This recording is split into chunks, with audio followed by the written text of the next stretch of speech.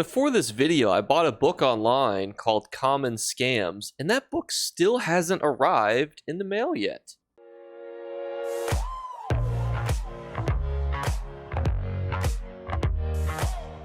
What's going on, YouTube? So today we have a little bit of an interesting topic, and that is actually just because I was there perusing the YouTube, and I would notice a lot of really unique video topics about other games like RuneScape, where servers and people were scammed, and I thought to myself, there's a lot of information out there, and I remember actually covering one of my own ESO scam videos. So what are some other ESO scams to avoid for newer players, or just kind of things to be on the lookout for as you explore the open world of ESO and you do some trades and some other things with other players? And just take a peek at the first message that I saw when I logged on today. This is the first message that I see.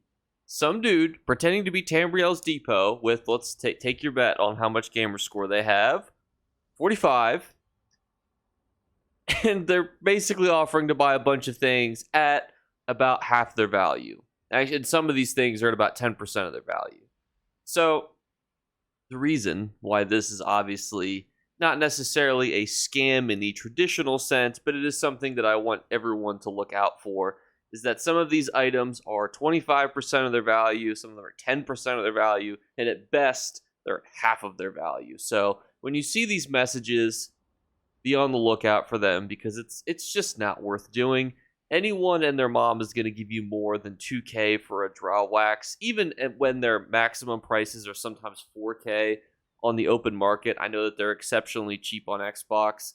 Don't sell to one of these bulk sellers. This next one is always hilarious because I never quite understood it, but I saw it for a huge chunk of time.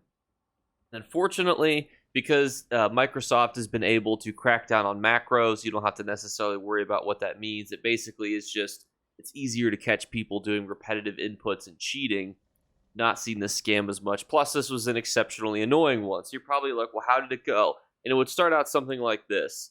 Busty female gamer with no soul gems, can you guys please send me any extras? And then a little face at the end. And it was everywhere, and I was so confused. Now, the whole female part, that makes sense. I mean, we all know why they put that, even if they're not a female. Now, what confused me, though, was the soul gems part. Now, if you're me and you care more about what the purpose of this is as opposed to, who's actually doing it, it took me a while to think, why soul gems? What was the main pull for a soul gem? And the answer was actually surprisingly stupid. And that is, a single soul gem is worth 30 gold pieces, which means that every stack that somebody sends to you is 6,000 free coins that you get.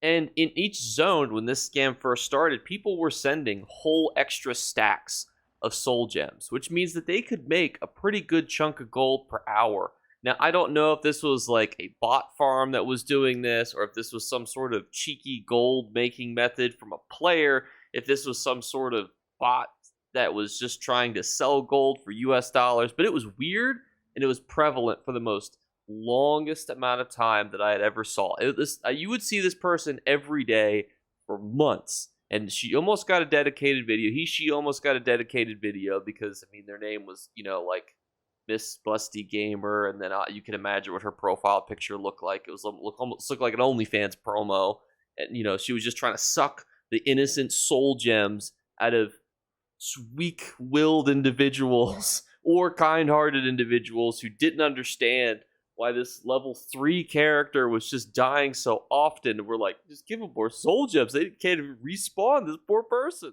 Next, we have our previous noble hero, JakeclipsESO, down here, and his old videos where he used to leave the question of the day throughout the entirety of the video. And you know what? It worked. I know some of you hated it, but it did get those questions answered. So, what was the big scam? You can actually see it right here. It's actually very simple.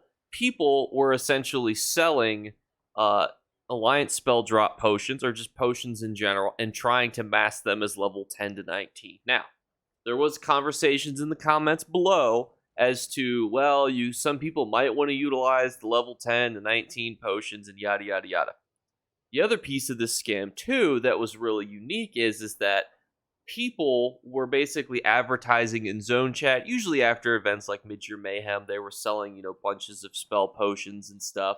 And what they would do is they would mail you would say, hey, 75 stacks of Alliance spell drops, and they would mail you the level 10 to 19 ones. So even if you could come up with a niche utilization for Alliance spell drops as to why you would want to have the level 10 to 19 version, there was a question of, back when Basai was the best, set ever. For those of you who don't know, Basai's, big shtick is that basically the less magicka you have, the more damage you deal. So potions that give you buffs but without giving you magicka is helpful, but then you don't need to have a potion that gives you magicka recovery. But whatever. There was a conversation about that. However, when somebody mails you something and you don't check the attachments, that's not the same thing. Different. This also has happened with writ books too. So sometimes people will say, hey, selling X writ books or selling motive pages, and if you've ever seen those, unfortunately they can be very deceptive to actually looking at.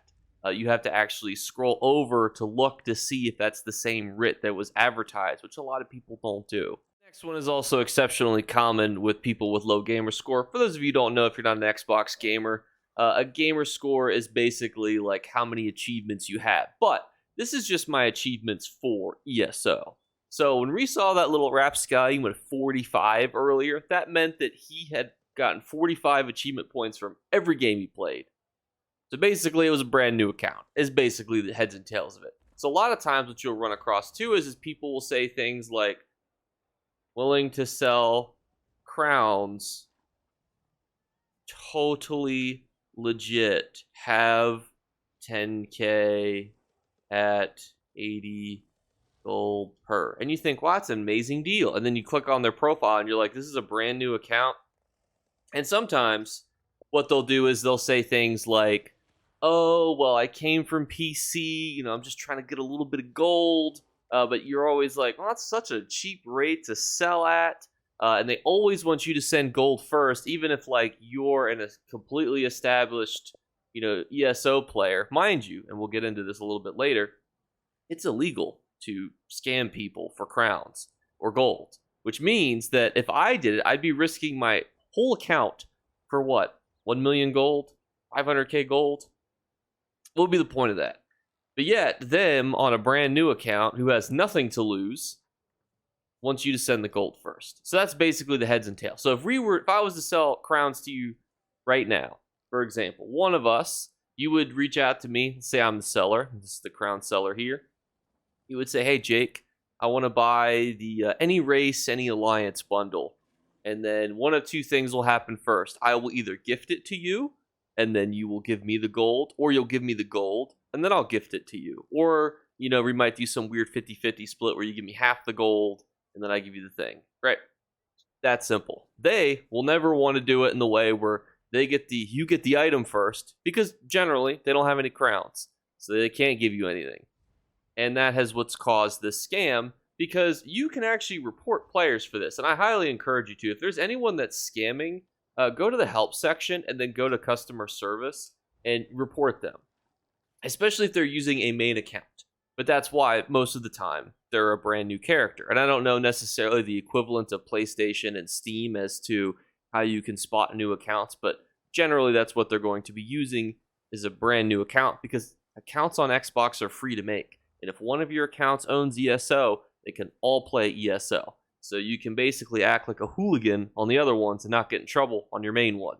So that's why this is such a big issue. But if this does happen to you, just go to report a player, select the category. I believe you're supposed to hit bad actions, cheating and exploiting, scamming. Yep. And then you would just give the important piece, if this does happen to you, is make sure you reflect upon the time that it happened, because they will pull the chat logs. So if you say, hey, at 2:36 p.m. Eastern Standard Time on, I think it's August 22nd right now, this conversation occurred. We had an agreement. They never sent me the gold. Usually ESO will respond to you. ZeniMax will respond to you within like a week And this did happen to me once, unfortunately. And it was so funny because I wanted something from the crown store that was like 600 crowns. So I sent, and they were selling it like 80 to 1. So I sent them like 40k gold because I was like, whatever, it's 40k gold. Nobody's going to scam me for 40k gold on a CP 250 character. And they did. They did scam me. So I filled out one of these. They apparently got banned, although it's hard to know because they had blocked me after I sent them the tiny pieces of gold. And then ZeniMax came back and said they refunded me my gold. So that was nice. And that will happen to you if you go through this. Just make sure you know the time, date, and then make sure you put in the time zone as to when this occurred to make it easier for them. You can also take screenshots and then send those screenshots to ZeniMax if you do it on the web page to report a ticket. However, sometimes I think they prefer to go in through and see the actual zone chat themselves just so that they know that it's as accurate as possible. And they can see whispers and says and yells. They can see all that stuff too. So don't worry about that. This next one sometimes happens really around those new releases when new plans and motives and things are coming out. And I always want to talk about it because I always think it's a bit comical and it's unfortunately a bit sad. So let's say a new something's coming out and I go, I'm selling uber rare item that just dropped. And I'm going to give you just for 500k. And some guy's like, that's an amazing deal. And I go and I caught it to this individual. And guess what they don't do? Say I attach this item. I give them my deadly pants. I set the, I request the gold. I request the gold from him. And then I click send. Well, guess what they don't do? They don't click accept. Sometimes, and this will noticeably happen when newer updates are released, people who are also farming competitive motifs, style pages, and other such things will accept your mail, and then they will just hold it in their bank. Why? Because essentially, you can't sell it to another player, but if they're also farming that item and say they have their own version of it, well, now they can sell it to somebody who may have bought your version of it. And then eventually ESO will send the mail back to them after hours have passed. And that's why this can be an annoying scam. The other piece of this too is the higher amount you request in gold, the more postage you have to pay. So not only could you see the postage going up, but you could be losing that gold and you're losing out on the ability to sell an item that you probably wanted to sell. That's why you were selling it in zone chat. So just be careful. I always prefer to do trades in person unless it's really for like an item that's been out for a while. You know, for example, if I'm selling, you know, a motive page from one of the base game areas, locations, or, you know, even sets that have been out for a long, long time, and nobody's probably going to scam you or hold it in their guild bank, but this does happen very often around brand new releases when people are selling new things like new furnishing plans get released with Necrom. Well, guess what? It's a dog eat dog world out there, so everyone wants to be making that quick money the fastest, and that's where you can see these situations start to rear their ugly head. So just be careful when you're in that situation so you can avoid that. But dear friends, that's going to wrap up the video. You guys can see that I'm slowly decorating. Ignore the banker. He's just standing there so I can pull items out. I'm slowly decorating my shipwright's house here. As I've wanted to make it like a nice little treasure pile in the captain's quarters. So I've been decorating this bad boy. I was gone last weekend. That's why you saw the Golden Vendor video while I was in a hotel room.